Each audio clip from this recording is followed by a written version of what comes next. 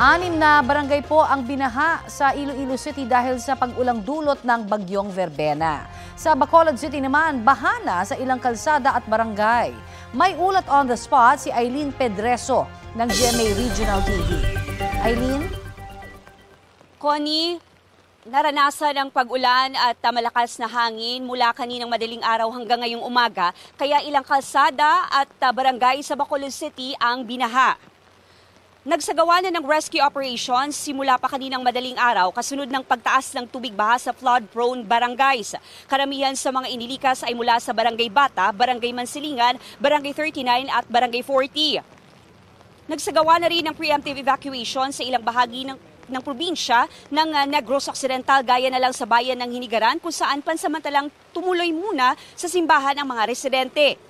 Nakatira sa flood-prone area sa bayan ng Moises Padilla, inilikas na rin ng MDRRMO.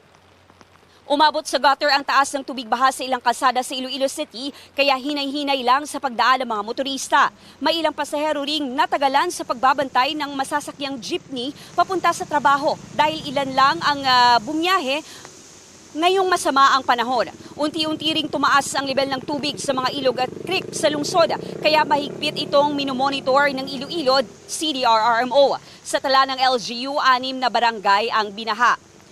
Connie, base sa huling tala ng Bacolod CDRRMO ay mahigit 90 na pamilya ang inilikas. Nagpapatuloy rin ang clearing operation lalo na sa mga kalsada na binaha dahil na rin sa taas ng level ng tubig.